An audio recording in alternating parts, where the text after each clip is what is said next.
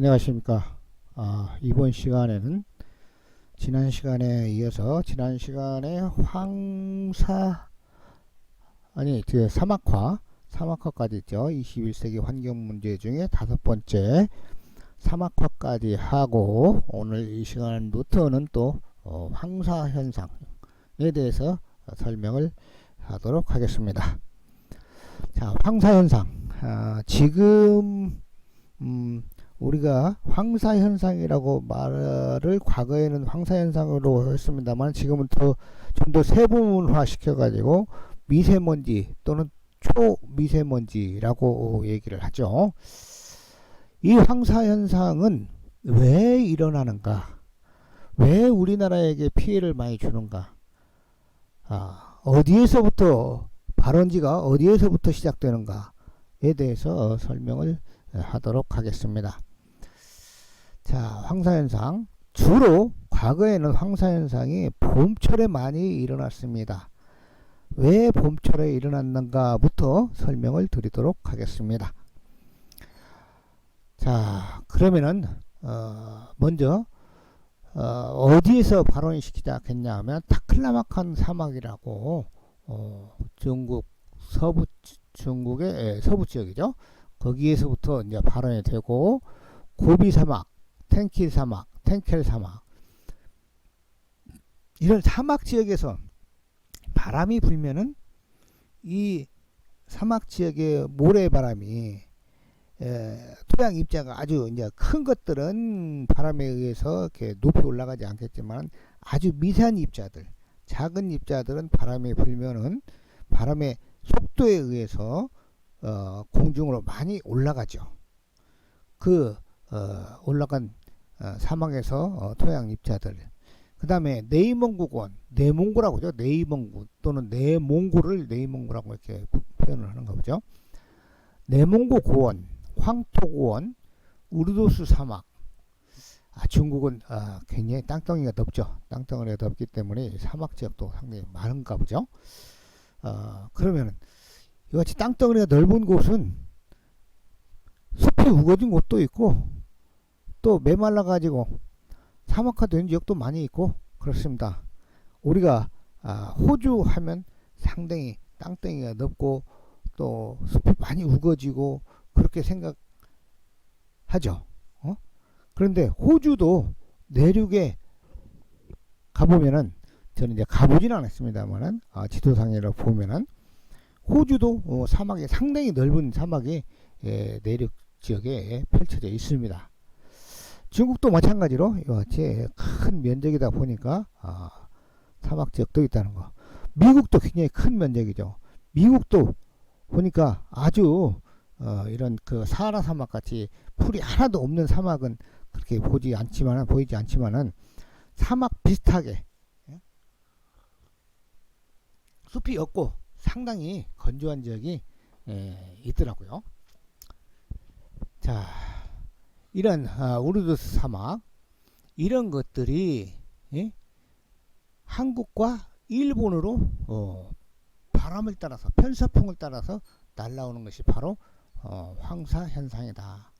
특히 이제 편서풍, 서쪽에서 동쪽으로 부는 바람을 따라서, 만약에 이것이 편동풍이라고 한다면 동쪽에서 서쪽으로 바람이 분다면은 이 황사 현상은 우리나라에 그렇게 많이 나타나지 않을 것이다. 왜? 이 황사 현상은 주 원인이 중국 쪽, 또 몽골 쪽, 이런 쪽의 사막에서 미세먼지들이 바람에 따라서 한국으로 날아오는 것이 이제 주로 이제 황사 현상이라고 하는데, 그것뿐만 아니라 사막이나 고원뿐만 아니라 경작지에서도 면지, 또 토양 입자, 이런 것들이 날아온다 이 말이죠.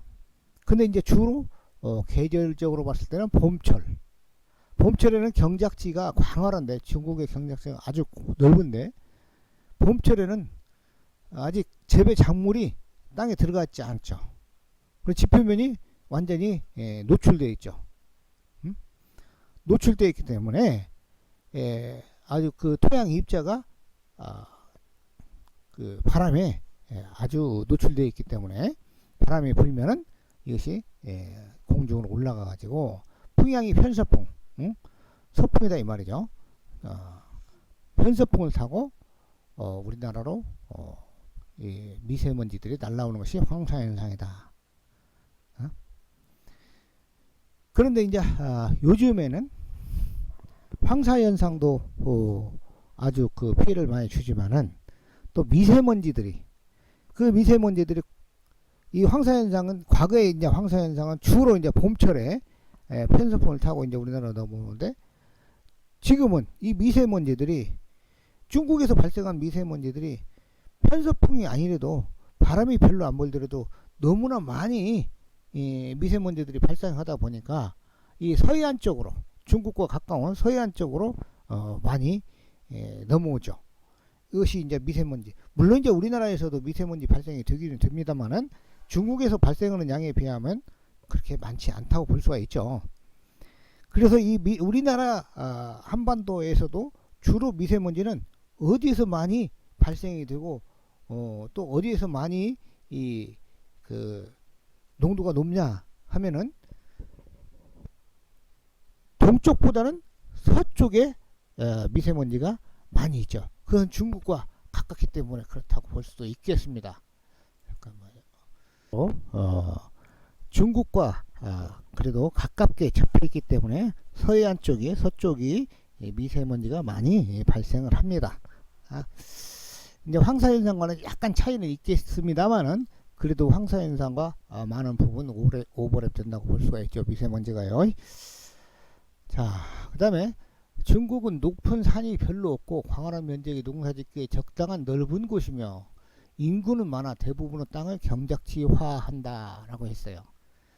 산이 경사가 심한 곳은 못하겠지만은 일반적으로 평평한 지역 또는 구릉 지역 같은 경우는 경작지화해서 재배 작물을 식재를 해가지고 식량을 생산을 많이 하도록 경작지를 크게 확대하다 보니까 숲이 많이 파괴됐죠. 또 이제 이런 경작지를 봄에는 아직 작물이 없어 대지는 그대로 표토가 노출되었기 때문에 황사 현상을 일으키는데 아주 크게 기여를 한다고 볼 수 있죠. 만약에 이 그 경작지가 온통 숲으로 울창하게 뒤덮여 있다고 한다면은 그 황사 현상의 그 빈도라든가 그 양을 훨씬 줄일 수가 있겠죠. 이와 같이 이런 황사 현상도 숲과 관련이 깊다는 것을 알 수가 있겠습니다. 자, 그 다음에는 다시 7번째로 환경문제 7번째로 도시의 열섬화에 대해서 설명을 하도록 하겠습니다. 자, 도시의 열섬화라는 것은 도시가 연로된 섬과 같이 생겼다는 겁니다. 도시가 주변에 시골에 비해서 열이 훨씬 많죠. 그래서 열이 많기 때문에 연로된 섬과 같이 생겼다고 해서 열섬이라고 합니다. 시골의 열섬화는 없죠. 시골이 열로 가득 찬 곳은 없다 이 말이죠. 그래서 왜 도시에는 열이 높은가? 높은 열을 가지고 있고 시골에는 왜 열이 없는가? 도시에 비해서 시원한가에 대해서 설명을 하도록 하겠습니다. 자, 도시를 한번 볼까요? 도시는 건축물이 많죠. 엄청나게 많죠. 건축물.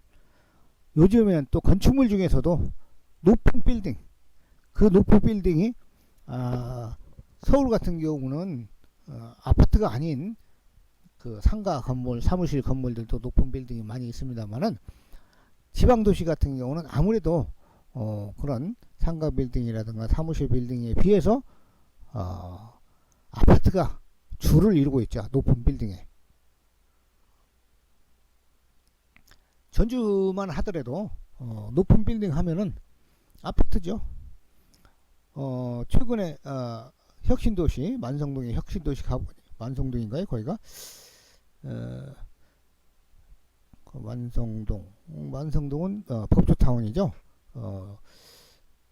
혁신도시고 그쪽 무슨 도인가 확실히 모르겠네요. 하여튼 전주하고 완주 이서하고 경계 지점이 있죠. 그래서 혁신도시의 일부가 또 이서면에 포함되기도 하죠. 거기 보면은 최근에 시상복합 건물인 대박 노블랜드라는 그런 건물은요, 아주 멀리서 봐도 엄청나게 높더라고요. 몇 층인가는 확실히 모르겠어. 뭐 한 45층 정도, 대충 한 40층 이상 되는 것 같은 건물이죠. 그것이 40층이라고 생각하면은 한 층에 3m씩만 잡아도 120m가 올라간 거죠. 나무는 120m까지 올라간 나무들이 별로 그렇게 많지가 않잖아요. 그래서 어디서 멀리서도 이렇게 높은 건물을 볼 수가 있는데, 이같이 건축물이 엄청나게 많고, 그 다음에 철제 빔으로 또는 철제로 인해서 이 건축할 때도 철을 많이 쓰잖아요. 이 철이 그 건축 내부에 들어가 있더라고 하더라도 이 철이 열을 흡수를 해가지고 오랫동안 유지할 수 있도록 하고 있죠. 그 다음에 아스콘, 도로에 아스팔트, 이것도 굉장히 열을 많이 흡수하죠. 이런 건축물들, 철, 아스콘, 그 밖에도 뭐 열을 많이 흡수하는 것들은 유리를 통해서도 햇빛이 들어가면은 내부가 온도가 높아지죠. 이 내부 온도가 높아지면 아무래도 밖의 온도도 조금은 영향을 미칠 수가 있기 때문에 이렇게 도시는 열을 흡수할 수 있는 그런 구조물들이 굉장히 많이 있다 이 말이죠. 그래서 열을 많이 흡수하기도 하고, 일단은 열을 많이 유지시키기 위한 그런 기적으로서 열을 많이 흡수하기도 하고, 그 다음에 건축물이 많이 들어서기 때문에 바람길을 차단해서 바람이 뭐 전후 좌우 동서남북 뭐 이런 식으로 확 터져 있으면은, 바람이 불면은 이 열이 흡수한 열도 한 곳에 머무르지 않고 확산을 하고 방출할 수 있는데, 이런 건축물에 의해, 높은 건축물에 의해서 바람길을 차단해 가지고 도시 내 열을 확산시키지 못하고 방출시키지 못하도록 억제한다 이 말입니다. 그래서 도시 내에 열을 가둬놓고 있죠. 그래서 도시 내 열이 확산되지 못하고 방출되지 못해서 정체되어 있다 이 말이에요. 도시 내에. 그럼으로써 도시 내 온도가, 기온이 상승할 수밖에 없다 이 말이죠. 그래서 도시 내에 열이 높다. 그래서 연료도의 섬과 같이 생겼다. 그 지금 어느 때입니까? 11월 하순 얼마 있으면 한 일주일 정도 있으면은, 일주일도 안 남았네요. 12월인데도 불구하고 지금 따뜻한 지역에 내부로 들어가면 모기도 지금까지 있더라고요. 어제도 어디 식당에 가가지고 모기를 발견해가지고 한 마리 잡았는데요. 이와 같이 식당이 아니라 어제 그 학교 내에서 사무실에서 모기가 날아다니길래 한 마리 잡았는데요. 이와 같이 도시 내에 온도가 높으니까 지금 이때쯤이면 밖에서 모기가 살 수 없을 정도로 온도가 낮은데, 내부에서 살아가고 있는 모기도 있더라 이 말이죠.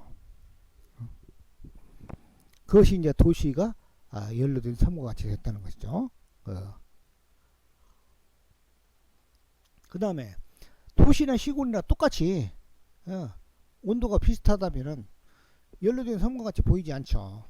근데 시골은 도시에 비해서 열을 흡수할 수 있는 물질이 훨씬 적다 이 말이죠.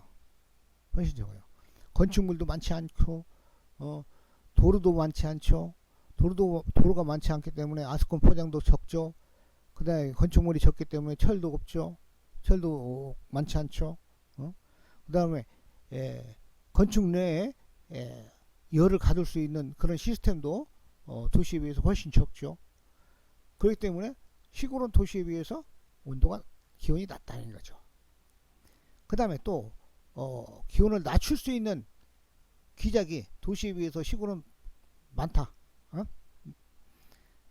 그래서 식생에 의해서 증산작용, 식물체가 증산작용을 많이 하죠. 증산작용을 함으로 해서 열을 방출한다 이 말이죠. 열을 방출해요. 주변 열을 방출해요.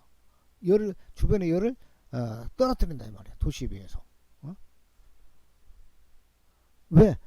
식생에 의한 증산작용으로 열을 방출하고 온도를 떨어뜨린다는 얘기는 아마 그 전에 했을 거예요. 여름철에 나무 그늘 밑에 가면은 왜 시원한가? 그 시원한 이유가 여러 가지가 있는데 그 중에 하나가 증산작용에 의해서 주변의 열을 빼앗아 간다고 했죠. 그렇기 때문에 열이 높이 올라갈 수가 없다 이 말이죠. 그 다음에 세 번째는 식생에 의해서 태양열 흡수를 저지한다 이 말이에요. 그늘을 제공하기 때문에.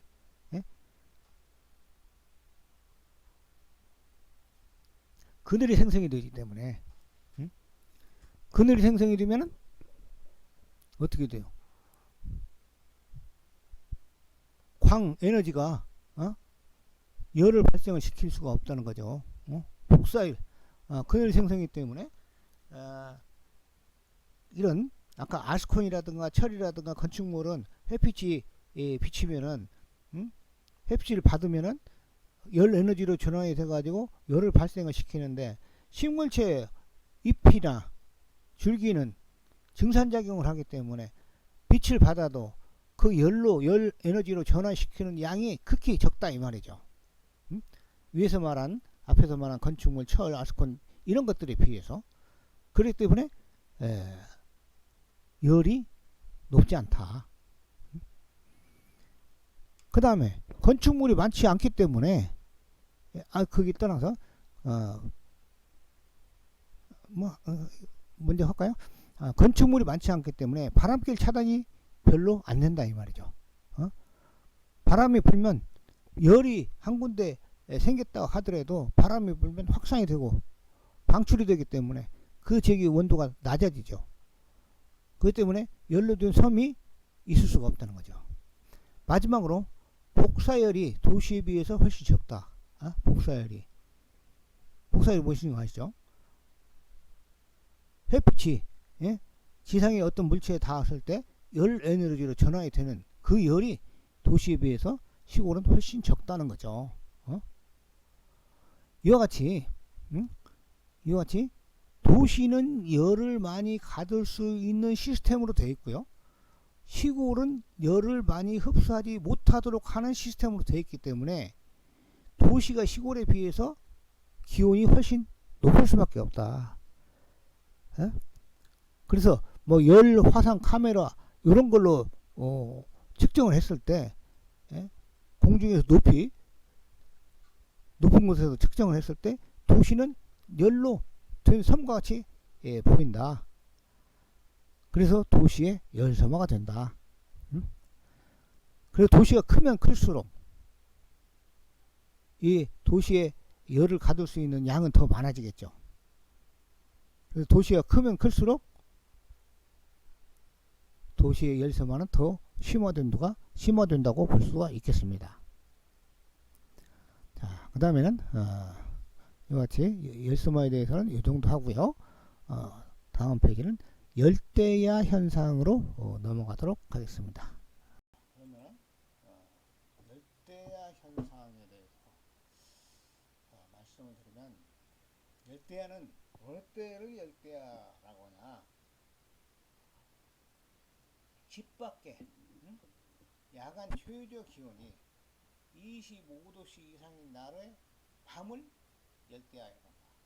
집 밖에 집 안에가 아니고 집 밖에 저녁에 야간에 최저 기온이 25도씨 이상인 날의 밤을 말한다. 그럼 열대야는 어느 계절에 일어납니까? 마이크를 놓고 얘기를 했네요. 다시 하도록 하겠습니다. 자, 열대야 현상은 어떤 것을 의미하냐? 집 밖에 야간 최저 기온이 25도씨 이상인 날의 밤을 말한다. 그래서 집 안이 아니고 집 밖에. 그 다음에 저녁에 최저 기온이 25도씨 이상인 날의 밤을 말하는데, 그러면 이 열대야는 어느 계절에 일어납니까? 즉 여름철, 매우 더울 때. 그래서 열대야 현상이 있는 날은 이 스트레스가 상당히 높죠. 덥기 때문에. 예? 습도는 높고, 우리나라 기상 특성상 습도는 높고 온도가 또 높죠. 온도가 비록 높더라도 습도가 낮으면은 그렇게 불쾌지수는 높지는 않습니다. 습도가 낮으면은 그 온도가 그 햇빛을 차단시키고 그늘 밑에만 가면은 시원함을 느낄 수가 있습니다. 근데 우리나라 같은 경우는 온도가 높은데도 불구하고 습도도 높기 때문에 불쾌지수가 상당히 높아지죠. 그 다음에 온난화 및 온실 효과가 관련이 있다. 온난화 및 온실 효과가. 뭐 방금 전에 얘기했던 도시의 열섬 효과도 온실 효과와 관련이 있죠. 온실 효과. 온난화와 관련이 있고, 물론 이제 온난화하고 관련보다는 온실 효과가 관련이 더 크다고 볼 수 있죠. 만약에 온도가 기온이 높지 않다면은 열섬 현상도 그렇게 생기지 않고요. 열대야는 물론 더 안 생기겠죠. 그런데 온난화 또는 온실 효과 이런 것들 때문에 지금 열대야가 생기고 온실 저기 뭐냐 도시 열섬화가 생긴다는 거죠. 마찬가지로 태양열을 축적할 수 있는 인공 구조물이 많다. 방금 전에 도시의 열섬화 현상에서 태양열을 축적할 수 있는 인공 구조물이 많다는 거죠. 우리 그 실내 공간이 도시에 비해서 시골에 비해서 도시가 훨씬 많죠. 그 다음에 바람길 막고 건축물에 의해서 이같이 태양열을 축적할 수 있는 인공 구조물이 시골에 비해서 도시가 훨씬 많다는 것이고, 과거에 비해서 현재가 훨씬 또 많다는 것이고, 또 앞으로는 또 어떻게 변할지도 또 모르겠습니다. 그 다음에 인공 구조물이 열을 우주 공간으로 방출을 억제한다. 이건 뭐 온실 효과 때문에 그렇죠. 인공 구조물이 열을 우주 공간으로 방출을 억제해요. 온실 효과가 마찬가지로 방출할 수 있는 그런 그 시스템을 막아버린다 이 말이죠. 그 다음에 숲의 감소로 햇빛 차단과 열 방출량을 축소시킨다. 숲의 감소. 숲이 많으면은 이런 사례가 없을 텐데, 숲이 없으니까 햇빛을 차단시킬 수가 없어요. 햇빛을 차단시킬 수가 없으니까 어떻게 됩니까? 햇빛이 바로 지상으로 떨어져 가지고 지상의 어떤 물체, 특히 열을 많이 흡수할 수 있는 물체, 철 같은 경우, 아스콘 같은 경우, 여기에 닿았을 때는 빛 에너지가 열 에너지로 전환이 되기 때문에 열을 많이 흡수를 하고 햇빛 차단과 열 방출량을 축소시킨다. 그러므로 인해서 열대 현상이 일어난다. 열대 현상이 일어나는 원인이라고 이 네 가지가 열대 현상이 일어나는 원인이라고 말할 수가 있겠습니다. 이같이 도시 열섬화라든가 열대 현상은 온난화와 온실 효과와 관련이 있다는 것이죠. 자, 그 다음에는 이제 21세기의 환경 문제는 아닌데요. 21세기의 환경 문제 때문에 생긴 제도입니다. 이 탄소 배출권이라는 것이.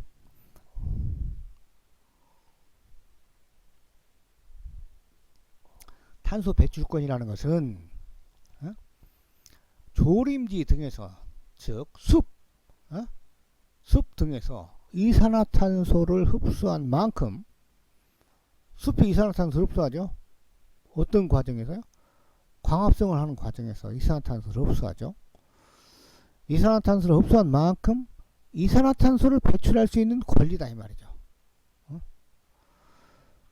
이산화탄소를 흡수한 만큼 산소를 배출할 수 있는 권리가 아니고, 이산화탄소를 흡수한 만큼 이산화탄소를 흡수할 수 있는 권리다 이 말이죠. 이것이 바로 탄소 배출권입니다. 이 탄소 배출권이라는 제도가 국제적으로 만들어졌죠. 국제적으로. 이 탄소 배출권이라는 제도가 만들어진 지가 불과 뭐 한 20년도 채 안 됐을 겁니다 아마. 그 우리나라도 이 탄소 배출권과 관련된 국제 조약에 관련이 있죠. 2012년도인가부터 아마 적용이 되는 걸로 알고 있는데요. 탄소 배출권에 대한 개념이 무엇인지 알겠죠? 이산화탄소에서 숲에서 이산화탄소를 흡수하는 걸 아까 광합성 작용에 의해서 이산화탄소 흡수하는데, 그러면 이산화탄소 배출할 수 있는 권리는, 이산화탄소 어떻게 해서 배출하냐? 굉장히 많죠. 이산화탄소 배출할 수 있는 시스템이. 일단은 우리가 자동차를 타고 다니면 이산화탄소 배출하잖아요. 그 다음 기업체에서 배출하잖아요. 그 다음 가정에서도 배출합니다. 가정에서도 뭐 하면서 연료를 사용하면서 이산화탄소 배출하죠. 자, 그러면 연료를 사용하면서 이산화탄소 배출 안 해요? 자, 우리 집은 전기로만 하기 때문에 이산화탄소 배출 안 씁니다 라고 말할 수 있겠죠. 그러나 전기를 사용해도 이산화탄소 배출합니다. 왜? 전기를 만드는데 화력발전소에서 만들어졌다면 그 화력발전소는 뭐냐? 화석연료를 사용한다 이 말이죠. 화석연료 사용한다면 이산화탄소를 배출하는 거죠. 엄청나게 많이 배출하는 거죠. 그래서 화력발전소가 있는 지역의 주민들이 화력발전소가 건설되는 것에 대해서 엄청나게 반대를 합니다.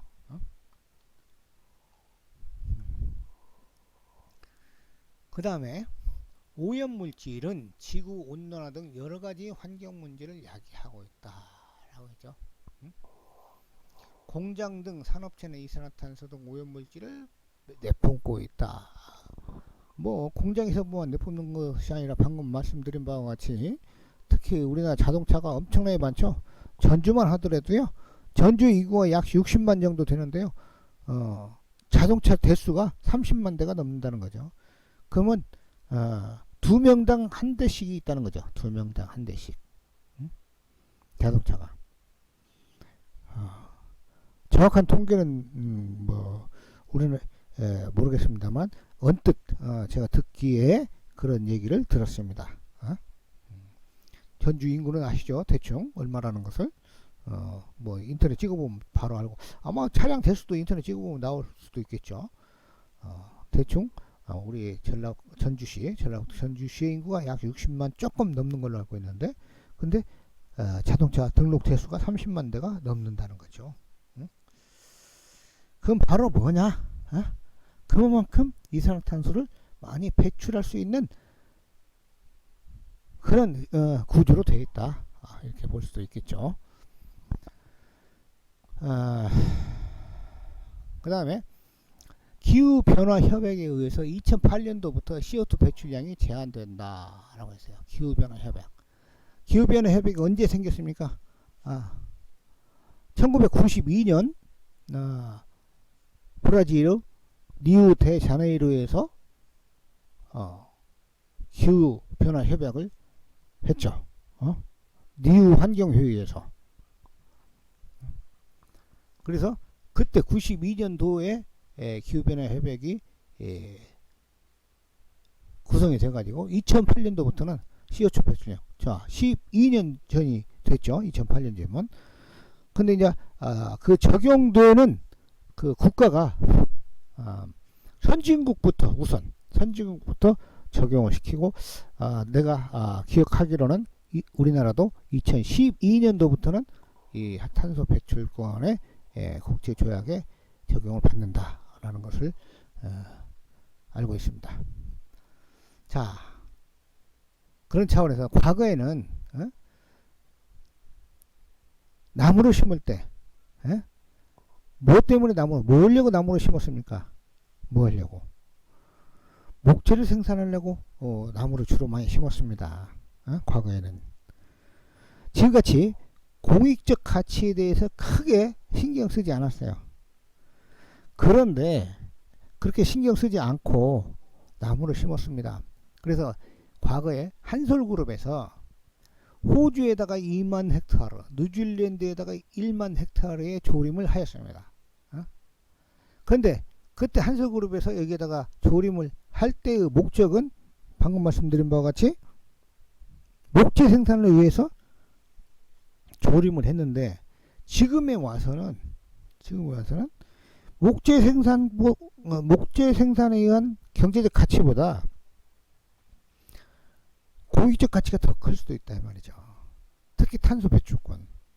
공익적 가치는 탄소 배출권뿐만 아니라 굉장히 많죠. 근데 다른 공익적 가치는 여기다 그 지역에서 혜택을 봅니다. 호주나 뉴질랜드에서 다른 공익적 가치. 어떤 공익적 가치냐? 뭐 재해 방지라든가 홍수 방지라든가 기상 완화라든가 수자원 함양이라든가 또 휴양 효과라든가 치유 효과라든가 토사 유출 방지라든가 토양 붕괴라든가 이런 것들은 다 그 지역에서 혜택을 볼 수가 있죠. 어떻게 우리나라에서 뺏어올 수도 없어요. 아직 국제적인 조약이 없기 때문에. 그러나 탄소 배출권은 받아올 수가 있습니다. 예를 들면 2만 헥터 호주에 심어진 나무 2만 헥터에 그 면적 2만 헥터에서 이산화탄소 흡수가 1억 톤이 된다. 1년에. 그러면은 그냥 쉽게 1억 톤의 이산화탄소를 배출할 수 있는 권리를 한솔그룹이 가지고 있다는 거죠. 그러한 탄소 배출권 권리를 팔아먹을 수가 있다는 거죠. 그것이 중요한 거죠. 그런데 이 호주에서 심어진 3만 헥타르 나무에서 얼마만한 가치가 있냐? 이 3만 헥타르에서 1년에 약 400억 원씩 5년간 2천억 원의 탄소 배출권의 가치가 있다는 거죠. 그러면 가만히 뒷짐지고 이 3만 헥타르 나무로 관리만 하더라도 1년에 400억 원이 탄소 배출권으로 해서 이익을 얻을 수가 있다 이 말이죠. 물론 이제 400억 원이 다는 아니겠죠. 관리하는 비용이 또 들어가겠죠. 3만 헥타르면 어마어마하게 넘습니다. 엄청나게 넓은 면적이에요. 자, 그 다음에 지금은 그래도 이 톤당 가격이 점차 상승할 수밖에 없다. 이산화탄소의 톤당 가격이 계속 상승할 수밖에 없다.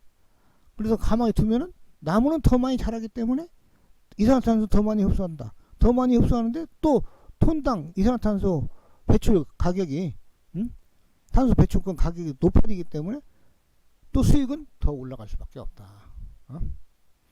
2008년도 현재 이산화탄소 톤당 가격은 1만원으로 약 1만원으로 책정이 된다고 할 수가 있겠습니다.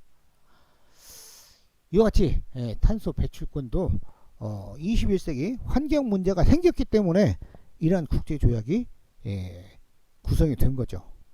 만약에 이산화탄소 문제가 볼 것이 아니라면은 환경에 크게 문제가 없다면은 또 인간 생활에 크게 문제가 없다면은 지구 생태계에 크게 문제가 없다면은 탄소 배출권이라는 국제조약을 만들 필요가 없다는 거죠. 그런데 이 이산화탄소가 지구 환경에 엄청나게 큰 영향을 미치기 때문에 가능한 이산화탄소의 배출을 억제하기 위한 수단으로서 이와 같이 탄소 배출권이라는 제도를 만든 것이라고 볼 수가 있겠습니다. 자, 그럼 또 다음 페이지로 넘어가도록 하겠습니다. 자, 이것은 이제 스모그 현상, 연무 현상이라고 하죠. 스모그 현상은 탄화제인 오존이라든가 질소 화합물, 유기 과산화물 등이 배기가스 중 탄화수소나 질소 산화물과 광화학 반응으로 인해서 생성이 되는 것이 바로 스모그 현상이다. 이 광화학 반응은 즉 피침으로 인해서 화학 반응이 더 촉진이 돼 가지고 오존, 질소 화합물, 유기 과산화물 이것들이 각각의 물질들도 우리 인간 생태계에 별로 좋지 않은 영향을 미칩니다만은, 물론 이제 성층권에 있는 오존층 같은 경우는 우리 인간에게 굉장히 중요한 역할을 하고 좋은 역할을 하지만은, 대기 중에 있는 오존은 인간에게 결코 좋지 않은 영향을 미치죠. 그런데 이렇게 하나하나 오존, 질소, 화합물, 유기, 과산화물 하나하나도 우리 인간에게 악영향을 미치지만은, 이것들이 다른 광화학 반응에 의해서 만들어진 물질, 즉 연무, 스모그, 이것들은 더 안 좋은 영향을 미친다 이 말이죠, 우리 인간에게. 그래서 광화학 반응, 스모그 현상에 대해서는 우리 인간 생활에 좋지 않은 영향을 미치기 때문에 이 스모그 현상을 없애야 된다 이 말이죠. 근데 없애려면 어떻게 해야 되냐? 바로 이러한 물질들을, 산화제인 이런 것들을 많이 배출하지 않아야 된다는 거죠. 그래서 대기 중에는 가능한 조물주가 만드는 그 자체만으로 그대로 유지가 돼야만이 지구가 원만하게 유지가 된다. 생태계가 원만하게 유지가 된다. 앞으로도 지금과 같은 속도로 상당히 급속도로라고 볼 수가 있죠. 지금과 같은 속도로 오염물질을 많이 배출을 한다면은 이 지구는 과연 언제까지 잘 버틸 수 있든가 누구도 장담할 수 없습니다. 그래서 화석연료가 많이 옛날에는 화석연료가 떨어지면 에너지를 어떻게 사용할 것인가 이것을 많이 걱정했습니다만, 지금은 화석연료를 연소시킴으로 인해서 발생되는 오염물질 때문에 더 많이 고민을 하죠. 아까 전자, 화석연료가 고갈이 됐을 때 우리는 에너지가 없으면 어떻게 살 것인가, 요기에 대해서 고민했는데, 화석연료 없이도 물론 이제 지금 현재까지도 화석연료가 대부분의 에너지원으로서 작용을 하고 있습니다만은, 화석연료가 없어도 우리는 에너지를 생산하죠. 어떻게? 풍력발전소. 풍력발전소. 여기저기 많이 그 바람이 많이 부는 곳에 그 바람기가 큰 바람기가 있죠. 그것이 바람기가 돌아가면서 에너지를 전기 에너지를 발생을 시키죠. 생산을 하죠. 그 다음에 태양광 에너지.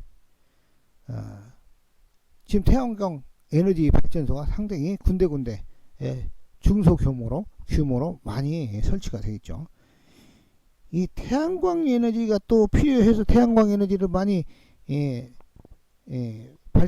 생산을 하다 보니까 또 어떤 문제가 생기냐? 숲을 많이 파괴하더라 이 말이죠. 왜? 적당한 남향인 적당한 경세를 가진 남향의 임야를 이용을 해가지고 태양광 발전소를 많이 건설을 하죠. 그러다 보니까 태양광 발전소를 건설하다 보니까 거기에 있는 숲을 다 파괴시키더라. 그래서 숲을 많이 파괴하면 안 된다 라는 관점에서 요즘에는 산에다가 태양광 발전소를 조성하는데 조금은 상당히 까다로워졌어요. 요즘에는 시골에도 임야가 아닌 경작지, 즉 전이라든가 답이라든가 이런 경작지가 시골에 젊은 인구가 없기 때문에 농사를 지을 수가 없어요. 또 기계화가 많이 되어 있지만 기계를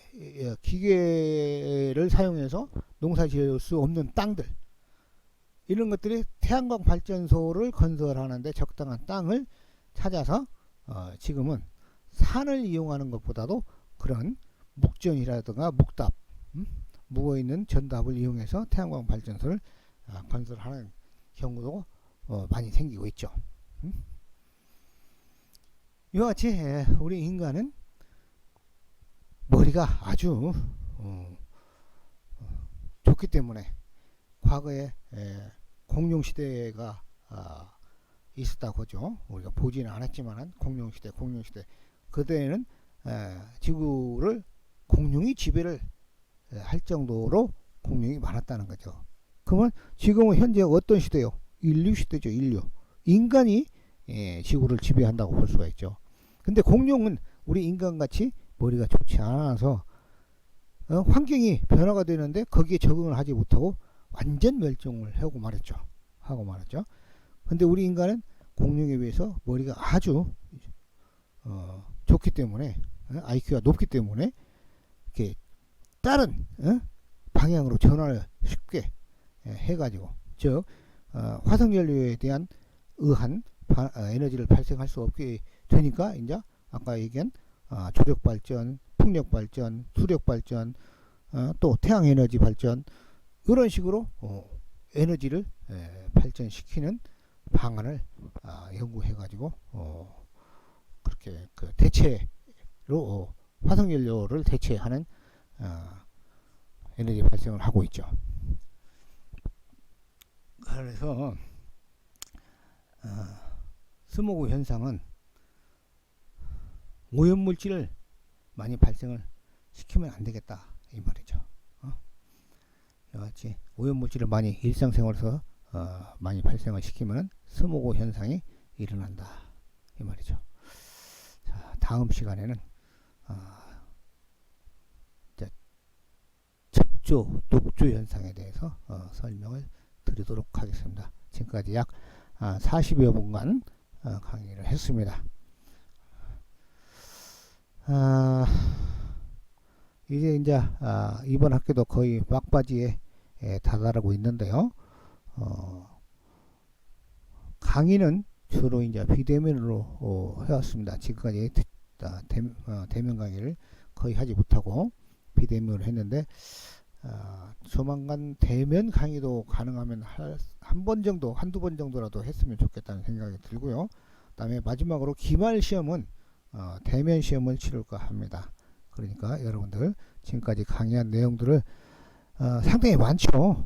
중간 시험을 다른 그 레포트로 대체를 했기 때문에 여러분들 틈나는 대로 공부 열심히 해서 대면 시험에 대비하도록 부탁을 드리면서 이번 시간 여기에서 강의를 마치도록 하겠습니다. 여러분 수고하셨습니다.